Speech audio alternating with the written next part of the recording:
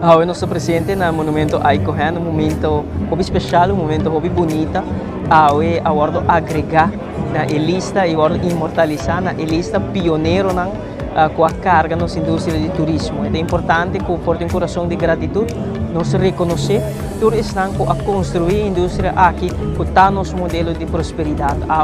Acompanhar para CEO de ATA, Sra. Ronela Cruz, pero também Excelência Governador de Aruba, Primeiro-Ministro Eyman, também nos a desvelar a adição de número dos pioneiros na indústria de turismo e dá momento muito importante, mas um momento refletivo também, que é princípio a desenvolver a indústria aqui, a visionar, a executar, desenvolver para nós viver, nós temos que conseguir cuidar e estimar. Depois que nós inauguramos o monumento aqui na 2016, monumento Ai Cohen, na Plaza Turismo, é um honor para estar aqui na AWE Atrobe para celebrar a adição de diferentes pioneiros e líderes do turismo. Na 2016, nós abrimos iniciativa aqui com o Ministro de Turismo, no momento e etapa sobre a importância do turismo. Como Aruba, sendo assim dependente de turismo, nós temos um lugar, um monumento, para permitir-nos mesmo como população passear mais de nossa história e celebrar nosso passado e nosso presente, mas também para os visitantes também passear mais. E assim nós estamos, entre outros, com meio do monumento aqui. Pero me por mira que há inspiração também de um personagem muito importante.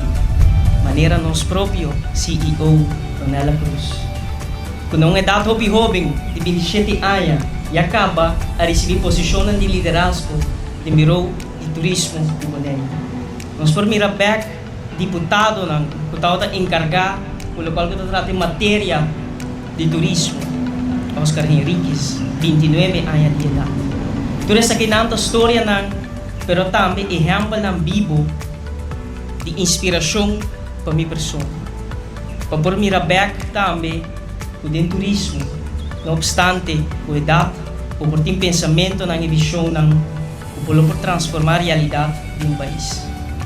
E na caminho para evento aqui, para momento bonito aqui, de celebrar e honrar a visão e legado de nossos pioneiros no turismo, e por pensar back, arriba com o tempo, não estava a surpassar reto, com não estava a confrontar diferentes obstáculos, solucionar, mas também com não estava a atuar no momento de pressão.